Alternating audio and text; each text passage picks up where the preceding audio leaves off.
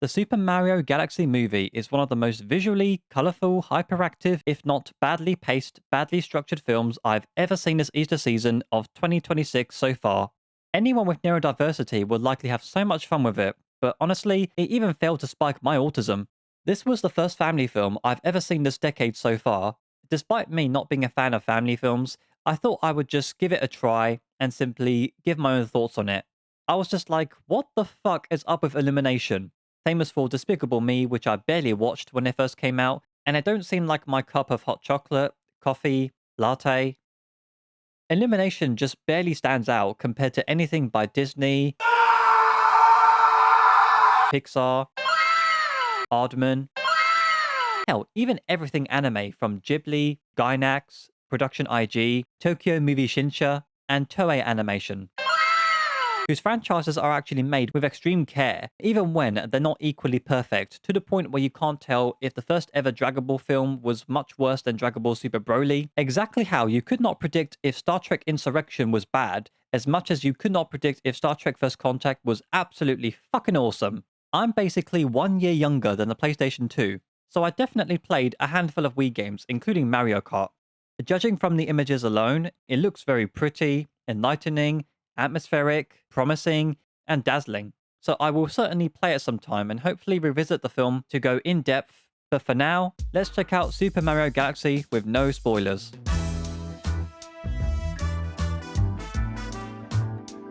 The actual storytelling of the film is basically one of those multi-character driven narratives, but this time they actually collide and live in the same circle.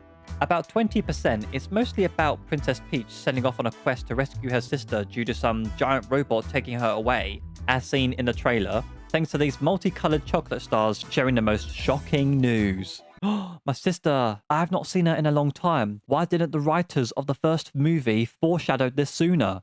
Her sister has very brief appearances, but she is barely a character. Like absolutely nobody to care for. This subplot, let alone a character, is just so underdeveloped. It's just overpowered by everything else around it. And of course, the film does everything it can to be just as fast-paced as possible to give the children in the audience epileptic seizures. While it's visually stunning for sure, but it's just for the wrong reasons. To me, I would rather ride on a motorbike in high speed like a crazy mental patient wearing an aging, bulky Teletubby outfit worn by one of the actors going all trigger happy, ha ha ha ha ha. Despite the title carrying Mario's name, I will confess that they just barely do anything in the narrative, except fight, walk around, blah blah blah, blah blah blah. Well, you get the idea anyway. They just fuck around for the sake of the narrative, let alone the title. Except their goal is to keep an eye on Bowser still jacking off to Princess Peach. Oh god, is Bowser still thinking about me every night? Oh, I guess that's not very sweet. And of course, how many times do I have to keep saying it? Yoshi makes his appearance, and he does what he does best. Fucks everything up, but fixes everything without even breaking a sweat, let alone catch a break to breathe. Move it up, down, left, right, oh. Switch it up like Nintendo. We also get another storyline featuring Bowser Jr., which I actually prefer because it does explore the family dynamic that makes Bowser question himself as to whether or not he should join the war he caused. There are genuine highlights in this narrative, like Daddy Bowser performing a puppet show to Baby Bowser Jr., which I thought was so sweet and wholesome. However, he is Bowser, so he can't be good. He has to be bad, or else this decision-making would undermine the audience. Fans expect him to be evil without the Malfoy redemption arc effect. Jack Black does a good job providing the voice. He was made to bring this evil turtle character to the cinema screen. Although, I do find the Peaches song in the first film creepy, if not disturbing. Are we trying to teach Gen Alpha it's perfectly okay to go overboard with whoever you have a crush on? I personally find the Bowser Jr. storyline more compelling than Peach's sister, let alone everything else that barely matters. Then we get to other characters, but I would say they are more fanservice show-off more than anything. The film actually includes Fox MacLeod from Star Fox, which clearly got me thinking Nintendo may be creating their own cinematic universe because Hollywood cannot adapt healthier ways to create franchises that respect their audiences and fans of the source materials that are the plant roots that grew them, but we just totally forgot to feed them with rainwater. I just find it a contradiction that we barely know these characters from their roots, but only know them by film form, but we just stick to that without thinking for ourselves. No wonder why so many anime franchises actually stand out, because they care about characters, story, art, substance, and thematic depth. I honestly swear, on the day I die, if we don't adopt the Japanese creative arts way of thinking, chances are we will likely live in a society of idiocracy. And it shows.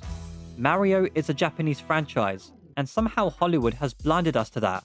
I bet the Japanese really hate how Hollywood overly processes their franchises, and I feel so bad for them.